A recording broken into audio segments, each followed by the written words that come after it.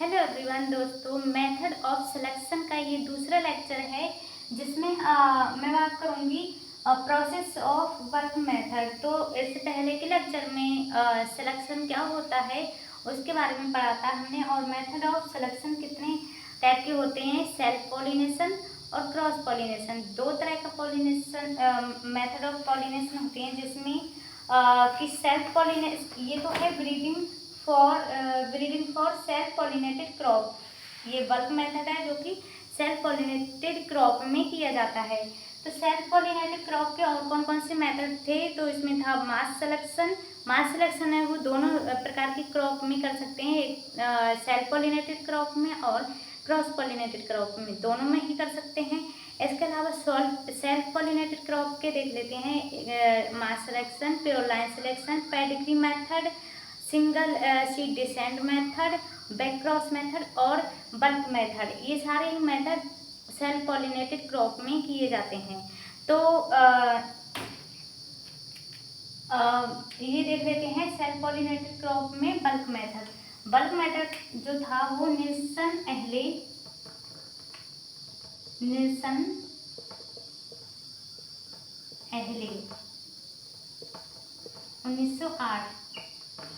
Bulk method का use सबसे पहले निल्सन एहले 1908 ईस्वी में किया था। ठीक है, अब देखते हैं इसकी प्रोसेस। इसको इवोल्यूशनरी मेथड भी कहते हैं।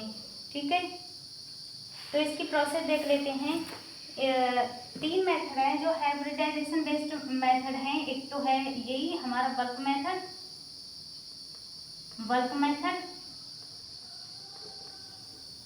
पेडिग्री मेथड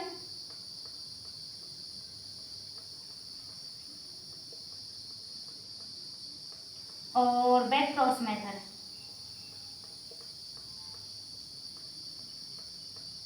ये तीन मेथड हैं जो कि हाइब्रिडाइजेशन बेस्ड सिलेक्शन मेथड है, जिसमें हैंडलिंग की जाती है। ठीक है, हैंडलिंग। तो ये थ्री मेथड है जिसमें हम आज इसमें देखेंगे ही बल्क मेथड। बल्क मेथड की प्रोसेस देखते हैं। बल्क मेथड कैसे किया जाता है।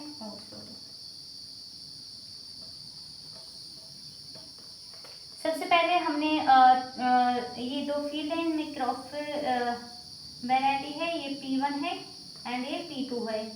तो इन दोनों में हमने क्रॉस करवाया हाइब्रिडाइजेशन बिटवीन पेरेंट, इनके बीच में हमने हाइब्रिडाइजेशन करवाया। तो जो F1 संतति मिली हमें, तो ये तो फर्स्ट ईयर में लिया था, ये सेकेंड ईयर में F1 संतति मिलती है। यहाँ पे क्या करते हैं, grow plant suitable distance. Second है collect seed of all plant as a bulk. Second year में हम हमारी जो F1 प्रोजोनीज है उसमें हम सुटेबल डिस्टेंस पर प्लांट को ग्रो करवाते हैं। सुटेबल डिस्टेंस पर ही क्यों ग्रो कराते हैं, इसलिए ग्रो कराते हैं ताकि उसमें कोई भी कंपटीशन ना हो, प्लांट में कोई भी न्यूट्रिएंट या वाटर वगैरह का कोई भी कंपटीशन ना हो। तो सुटेबल डिस्टेंस पर रखते हैं प्लांट को, और उनके सीड को कलेक्ट कर लेते हैं और मास में कलेक्ट कर लेते हैं उनके सीड को और मिक्स कर लेते हैं आगे वाली जनरेशन के लिए। तो अब थर्ड ईयर से सिक्स ईयर यहाँ पे F2 से F5 जनरेशन तक क्या करते हैं, कॉमर्शियली रूप में प्लांट को ग्रो कराते हैं और उनके सीड को कलेक्ट करके रख लेते हैं एज अ बल्क। बल्क का मतलब थोक, मतलब थोक में कोई भी चीज़ लेते हैं हम मार्केट से बहुत ज़्यादा तादाद में, तो ऐसे ही हम थोक में सीड को इकट्ठा कर लेते हैं। ओके, यहाँ पे 2-3 सालों तक। अब है सेवेंथ ईयर और सिक्स जनरेशन। इसमें क्या करते हैं, जो हमने 5 जनरेशन के बाद आगे जो छठे साल के बाद 7वें साल में क्या करते हैं, पिछले वाली साल से 30 से 35,000 प्लांट को ग्रो कराते हैं सुटेबल डिस्टेंस पर। इनमें से जो भी अच्छे प्लांट हैं वो निकाल कर यहाँ पे सिलेक्ट करके और सुटेबल डिस्टेंस पर यहाँ पे ग्रो कराते हैं और क्या करते हैं, सेलेक्ट कर लेते हैं। इनमें से भी जो सुपीरियर प्लांट मिलते हैं हमें, डिजीज रेजिस्टेंस, पेस्ट रेजिस्टेंस, जो बायोटिक अबायोटिक रेजिस्टेंस प्लांट मिलते हैं, उनको हम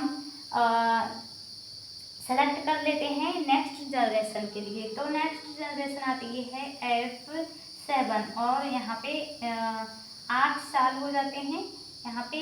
और F7 जनरेशन में क्या करते हैं, ग्रो कराते हैं। जो यहाँ से हमने प्लांट को सिलेक्ट किया था 500 से 5000 प्लांट को सिलेक्ट किया था, तो इस बार जनरेशन में हम उनको ग्रो कराते हैं इंडिविजुअल प्रोजेनी, मतलब अलग अलग प्रोजेनी ग्रो कराते हैं। ऐसे अलग अलग प्लांट की अलग अलग प्रोजेनी यहाँ पे ऐसे करके ग्रो करा देते हैं। ठीक है, अब इनमें से भी जो हमारे सुपीरियर प्लांट है उनको सेलेक्ट कर लेते हैं। जो डिजीज रेजिस्टेंस है, पेस्ट रेजिस्टेंस है, उनको सेलेक्ट कर लिया जाता है और उनके सीड को फिर बल्क में कलेक्ट करके रख लेते हैं। ठीक है, तो मान लिया 100 से 300 सीड को हमने कलेक्ट कर लिया बल्क में। ओके, उसके बाद आगे वाली जनरेशन आती है 9th ईयर और F8 जनरेशन। इसमें क्या करते हैं, परफॉर्म करते हैं initially yield trial. Initially yield trial का मतलब प्रारंभिक परीक्षण करते हैं, पेस्ट का माइक्रो इवोल्यूशन करते हैं, डिजीज वगैरह का सबका। तो यहाँ पे परफॉर्म करते हैं इनिशियली यील्ड ट्रायल, सबसे प्रारंभिक परीक्षण करते हैं यहाँ पे प्लांट का कि अडेप्ट कर पा रहा है वो इस एनवायरनमेंट में या नहीं। आगे जो जनरेशन आती है यहाँ पे 10 से 12 साल और यहाँ पे जनरेशन F9 से F11 जनरेशन हो जाती है। इसमें क्या करते हैं, कोऑर्डिनेट यील्ड ट्रायल लगा के यहाँ पे परफॉर्म करते हैं और जितने भी हमारी कमियां रह गई हैं प्लांट में, paste resistance, disease resistance, micro evolution करते हैं। यहाँ पे माइक्रो इवोल्यूशन किया जाता है। ठीक है, कोऑर्डिनेट यील्ड ट्रायल लगा के।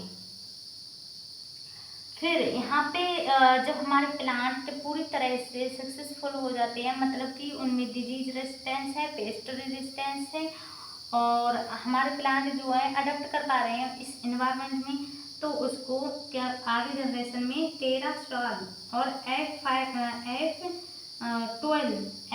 जनरेशन हो जाती है, तब उसका क्या करते हैं, मल्टीप्लिकेशन करते हैं। मल्टीप्लिकेशन और फार्मर को डिस्ट्रीब्यूट कर दिया जाता है। पहले तो नेशनल सीड कॉर्पोरेशन एजेंसी में जाता है, उसके बाद फार्मर को डिस्ट्रीब्यूट कर दिया जाता है, मार्केट में इसको लाया जाता है। तो ये तो हो गया वर्क मेथड, इसको इवोल्यूशनरी मेथड भी कहा जाता है। ठीक है, इसमें क्या होता है, सीड को कलेक्ट कर लिया जाता है, सेग्रीगेटिंग पॉपुलेशन होती है, उसमें से हम क्रॉप वेराइटी को क्रॉप जो प्लांट वेराइटी है उनको सेग्रीगेटिंग पॉपुलेशन होती है, उसमें से बल्क में थोक में हम सेलेक्ट कर लेते हैं। ओके, तो इसी को हम कहते हैं बल्क मेथड। तो ये हो गई बल्क मेथड की प्रोसेस। Okay, thank you.